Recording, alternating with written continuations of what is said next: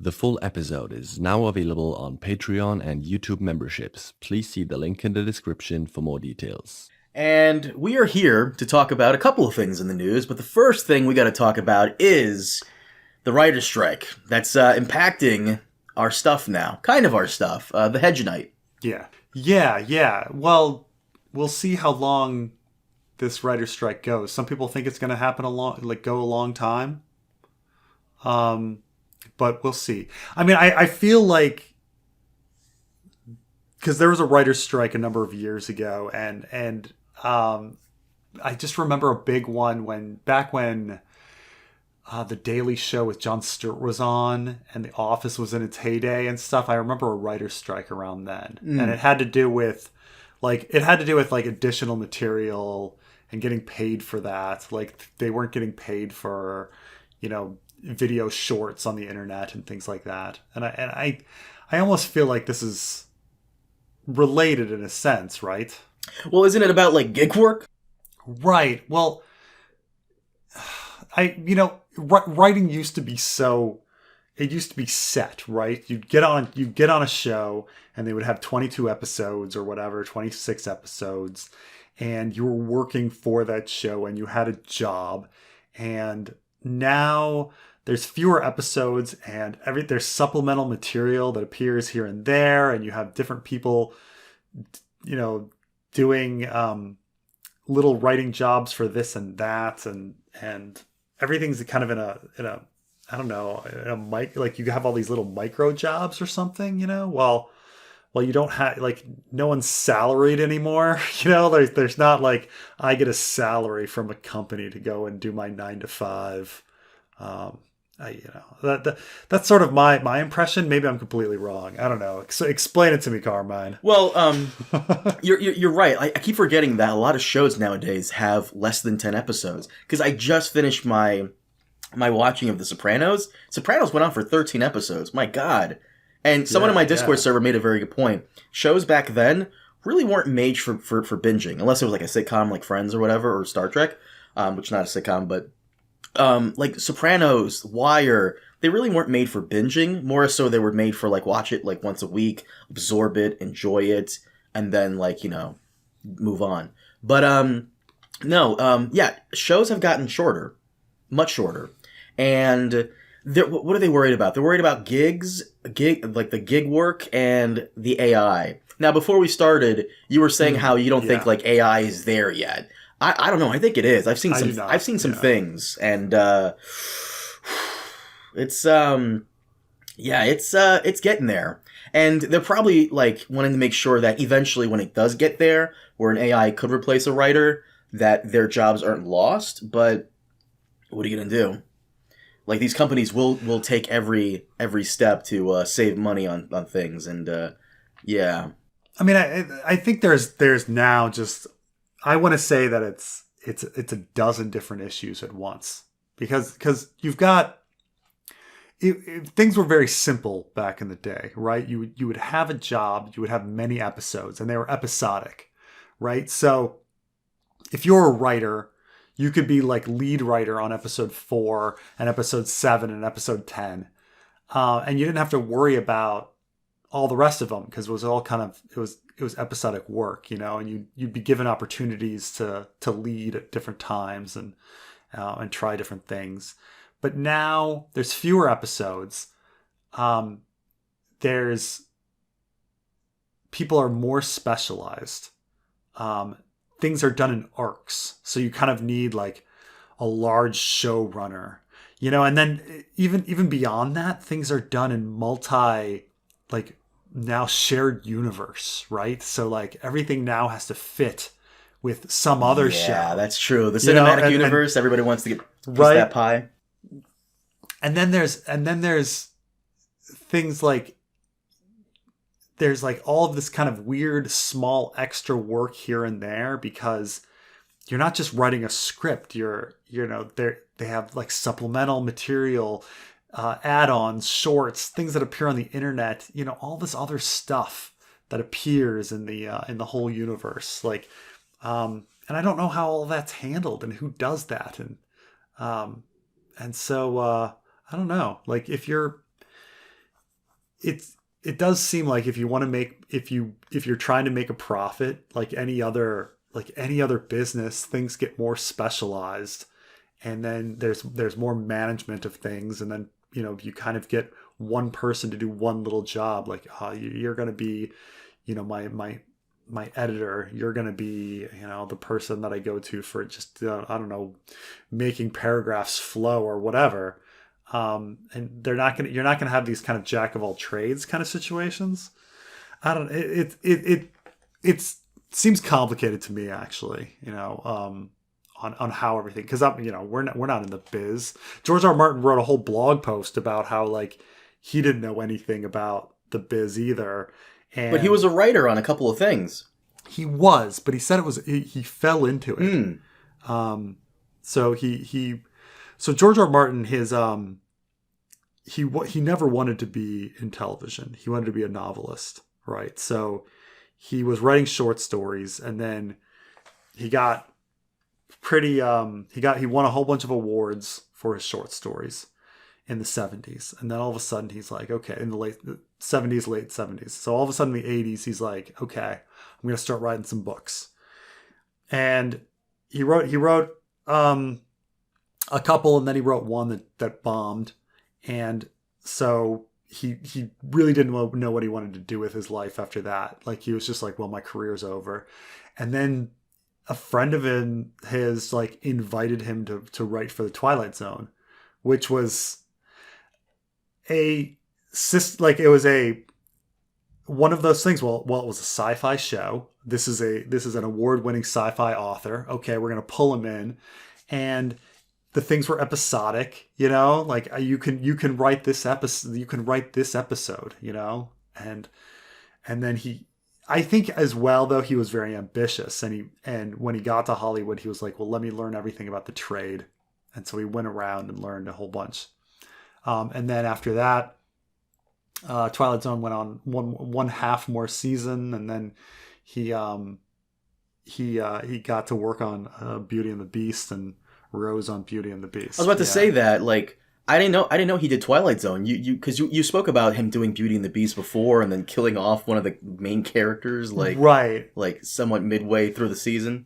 So he was in Hollywood 10 years, and Twilight Zone was his first job, but Beauty and the Beast was his longest, most important job. So I guess that's how to like look at it. It's like Twilight Zone is the Twilight Zone revival for a year and a half in the 80s. It's a forgettable show, and no one really thinks about it. And it was a short period of time for George R. R. Martin, but like, I guess when he writes and thinks about his own life, like, well, it was the first job, and it was the job that really taught him the industry.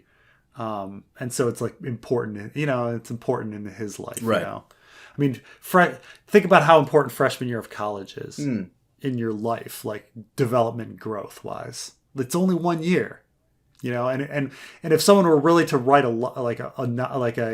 biography of your life, they probably wouldn't write very much on freshman year of college. But it is actually a very important year, right? It's like a very important year of one's life. That's Twilight Zone, I think, for George R. R. Martin. That's where he learned how to be in Hollywood, and he went through his entire process there. But yeah, Beauty and the Beast was the bigger deal. He was more senior on Beauty and the Beast, and it was a bigger deal. I will say that, like, since the writer strike thing and the announcement that Hedge Knight will be pausing during the whole strike thing, I will say that George has gotten an unusual amount of flack for it, despite the fact that he's still working on Winds of Winter, or so he says. And there's a bunch of these memes coming out about, oh, here we go, George needs another excuse not to finish Winds of Winter or write anything. I feel like that's a little unfair, right, because he does support the writer strike. In his blog post, didn't he say he's super pro-union and his father was in a union? Oh yeah. I mean, well, he's a super liberal guy. Liberal people tend to be pro-union. Union people tend to be liberal. So yeah, it's there's that. His father was in a union, and so he grew up in that kind of working class union household. And then, so this is in general, he's going to support unions. But I think also like his personal experiences, he doesn't think writers today have the same opportunities, Hollywood writers have the same opportunities that say he was afforded, to in what rise. ways? Well, when we're talking about like Twilight Zone being his freshman year, like I say, like he arrived and he got to write a script, and he got to get credit for, I am the writer of this script, and he got to do things like sit in on casting. He worked with the directors. He did table reads. He got to talk to stuntmen. He got to go in and see editing of the episodes and all this sort of stuff. It was just open, And he was, as a writer, he was part of that process. He was saying that today, if you're a writer, you don't get to do that. Like you do your writing. Sometimes you don't even get credit for it. There's the whole team, you're working on lines, but some sort of like head, showrunner is getting credit. And then after that, they're like, please go away. You don't get to go to the set. You don't get to go to the set unless you have a cool director who like lets you on. But you're not talking to the actors. You're not looking at the editing. You're not getting any of those like credits for your resume. Like when we're watching Star Wars, for example, every fucking episode is written by Jon Favreau. Right. That's what it says. Do you really think every episode is written by Jon Favreau? No, there's probably he has like a whole team and all that. Exactly, right? But none of them get any credit, right? It's like that. What's that famous New York book guy, James Peterson? Yeah. He puts his name on all his book, but like, doesn't he just only write like 10% of it, and the rest is a ghostwriter? Oh, sure, and like I think Brandon Sanderson's getting that way. Like he has like a team of people that like he like writes a stream of consciousness like shit, and then he has like a team of people that like edits and like makes it Brandon Sanderson-esque, and then so he can like crap out 1 billion books a year. Yeah. It's funny, like you're because you're doing the fanfic now, I'm sure you have like you're getting into the mindset like of a writer, and you're starting to see like a lot of the in and outs. Yeah, I mean it's weird because it's like when you're writing something collaboratively, at what point does one person's contribution end and another begin? You cannot tell. You can't quantify. You can't be like, what percentage of the work did a person do? Impossible to measure. Like, well, isn't that the point? How because something is, right? Yeah. But isn't that the point though? Like, you don't want a bunch of different styles coming together and conflicting. You want everyone's ideas kind of in unison, like a cohesive thing to everyone together. Isn't that the point? Right, but it doesn't. It doesn't matter. Like, you still like people coming like a person spending like 5 hours looking over writing and like shifting around a few words here and there seems like not very much work, but that can actually be really essential. While someone like crapping out the first draft in a half an hour can also like in a quantity sense, like the person that crapped out something in a half an hour seems like they wrote most of it, while the person that's like refining it looks like they're not like putting in the same amount, when in fact like the person refining it is actually maybe more important than the person crapping out the first draft. So it's all of these things like that with like collaborative writing and editing and consulting and stories and stuff like that. Like, it's who's to say like who writes something, like who is the writer. It's kind of I mean, it goes with everything in life, right? Like how everybody's like, oh, that idea was stolen, I'm gonna sue Ed Sheeran. You saw that too, right? The latest lawsuit. I know, it's so dumb. I mean, Ed Sheeran, he has a good chance of losing, even though he should not lose at all. Actually, he won it. Did he? Is it over? Yeah, it's over. He threatened to quit music if he lost, but no, he ultimately won out in the end. Oh, thank goodness. Because I think there was a similar suit against Bruno Mars. Well, there's one against Bruno Mars, but there was one against Alan Thicke's son, Robin Thicke, for like Blurred Lines, and he lost. And you're like, and I was like, that's stupid. Like, it was so stupid. It's completely different songs, but you know, but in a sense, like nobody does anything originally. Like, we all base things off of other stuff, and everything, like creation is a collaborative process.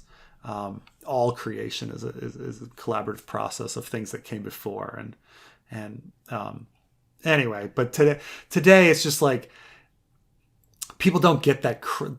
They don't get those opportunities to see the whole process and get credit and get things put on the resume. Like, I was the writer of this, or because John Favreau just gets writing credit for it all.